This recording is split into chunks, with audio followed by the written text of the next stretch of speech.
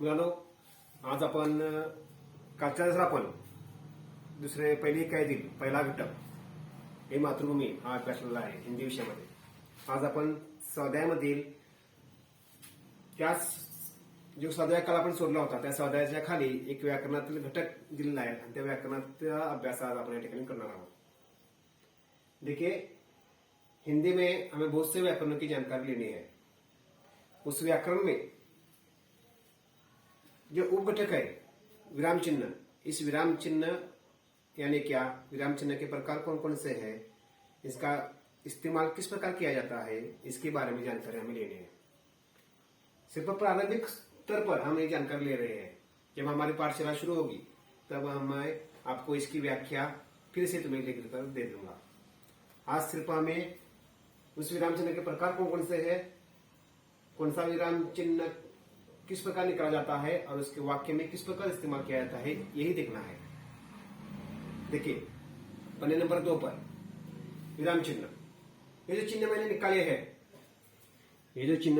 हैं, यह इन चिन्हों को कोई ना कोई नाम है. इन्हीं चिन्ह को व्याकरण में विराम चिन्ह कहते हैं.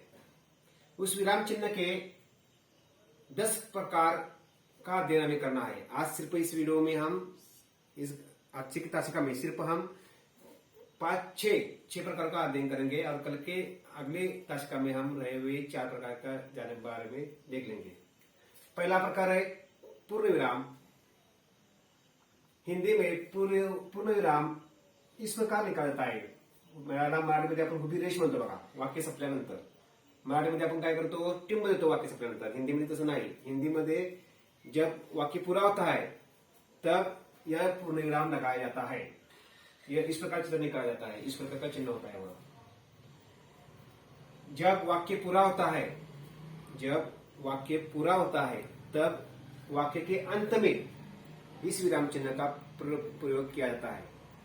देखिए, उदाहरण मैंने लिख लिया है. सचिन पाठशाला जाता है.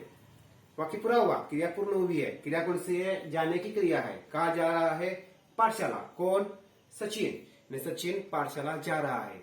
जाने की क्रिया पूर्ण हुई है. यानी कि जब वाक्य पूरा होता है तब वाक्य पूरा होने के बाद पूर्ण विराम चिन्ह का प्रयोग किया जाता है. वाक्य पूरा होने के बाद इस चिन्ह का प्रयोग किया जाता है और ये चिन्ह इस प्रकार निकाला जाता है. मराठीमध्ये टिंब देतो, हिंदीमध्ये पूर्णविराम अशा प्रकारे काढतात. याला दंडा म्हणतात, दंडक. अब दूसरा प्रकार, इसकी व्याख्या हम जब पाठशाला शुरू होगी तब मैं तुम्हें लिख कर दे दूंगा. दूसरा प्रकार है अल्पविराम. हे देखिए, अल्पविराम. मराठीमध्ये याला आपण स्वल्पविराम म्हणतो. हिंदीमध्ये याला काय म्हणायचं, अल्पविराम म्हणजे स्वल्पविराम. जब वाक्य कहते समय हमें बीच बीच में एक एक शब्द के बाद कुछ थोड़ा सा रुकना पड़ता है तब इस अल्पविराम चिन्ह का प्रयोग किया जाता है. यह अल्पविराम चिन्ह इस प्रकार होता है, इस प्रकार निकाला जाता है. देखिए, एक ही वाक्य होता है पर एक ही वाक्य में थोड़ा थोड़ा हमें रुकना पड़ता है. देखिए, मुझे मराठी मैं रुक गया, हिंदी रुक गया, गणित यह विषय अच्छे लगते हैं.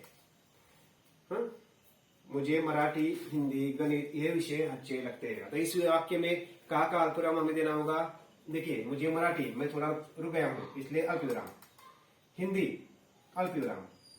गणित यहाँ पर हमें स्वल्पविराम अल्पविराम नहीं देना है क्योंकि आज से वाक्य पूरा होता है. गणित यह विषय अच्छे लगते हैं. उसी प्रकार मुझे मेरे जो प्रिय खेल है वो मेरे प्रिय खेल कबड्डी, खो खो, वॉलीबॉल है. कबड्डी हम रुकते हैं, स्वल्पविराम देना. खो खो अल्पविराम. क्रिकेट अच्छा लगता है, वाक्य पूरा हुआ. इसी प्रकार अल्पविराम चिन्ह का प्रयोग जहां हम थोड़ा सा रुकते हैं वहां किया जाता है. अब इसके बाद अर्धविराम. अर्धविराम वरती एक टिंब आणि खाली स्वल्पविराम असं चिन्ह काढतात हिंदीमध्ये. अर्धविराम इस प्रकार चिन्ह निकाला जाता है.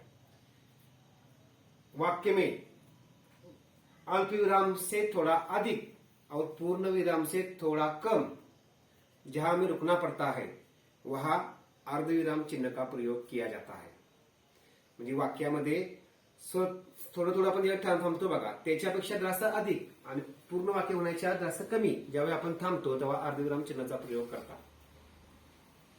बघा वाक्य मैंने लिहिलं आहे, चलो हम पूरा रुक रहे हैं, पर वाक्य पूरा नहीं हुआ है. मैं भी तुम्हारे साथ आता हूं, पूर्ण विराम. चलो मैं भी तुम्हारे साथ आता हूं. बघा चलो अर्धविराम मैं भी तुम्हारे साथ आता हूं. इस प्रकार हे चिन्ह निकाला जाता है. या ठिकाणी वाक्य संपलं का? नाही, अजून काहीतरी पुढे म्हटलेलं आहे म्हणून या ठिकाणी अर्धविराम चिन्हाचा प्रयोग केलेला आहे. इथं तसं नाही आहे. इथं कसं आहे, इथं आपण एक एक शब्दानंतर थांबतोय. इथं वाक्य पूर्ण झालेलं नाही म्हणून इथं आपण स्वल्पविराम चिन्हाचा प्रयोग केला. पण इथं तसं नाही आहे. इथं कसं आहे, इथं या ठिकाणी हे वाक्य म्हटल्यानंतर इथं पूर्ण झाल्यासारखा आपला भास होतो पण पूर्ण झालेलं नाही, अजून काहीतरी पुढे सांगितलेलं आहे म्हणून अर्धविराम चिन्हाचा प्रयोग इथं अशा पद्धतीने करतात. पुढचा प्रकार आहे प्रश्नचिन्ह. उसे दूसरा एक नाम है प्रश्नार्थक चिन्ह. इस प्रकार निकाला जाता है. आपण प्रश्नामध्ये पेपरमध्ये बघतो प्रश्न दिला की प्रश्नाच्या शेवटीचे चिन्ह काढलं जातं. जहां प्रश्न होता है, प्रश्न पूछा गया है, उस प्रश्न के बाद वाक्य के अंत में ये चिन्ह लगाया जाता है. इस प्रकार वह वाक्य सिर्फ प्रश्नार्थक होना चाहिए. इस प्रकार तुम कहाँ गए थे, तुम कहाँ गए थे प्रश्न आहे, तू कुठे गेला होतास म्हणून इथं प्रश्न दिलेला आहे. तुम्हें क्या क्या अच्छा लगता है प्रश्न चिन्ह. कल तुम पाठशाला क्यों नहीं आए प्रश्न विचारला आहे म्हणून प्रश्नार्थक चिन्हाचा या ठिकाणी अशा प्रकारे वापर केला जातो. पुढचा आहे एजोग चिन्ह. हिंदीमध्ये एजोग चिन्ह काढत असताना लहानशी रेषा काढली जाते. हिंदीमध्ये एजोग चिन्ह निकालते समय लहानशी रेखा निकाली जाती है, उसे एजोग चिन्ह कहते हैं.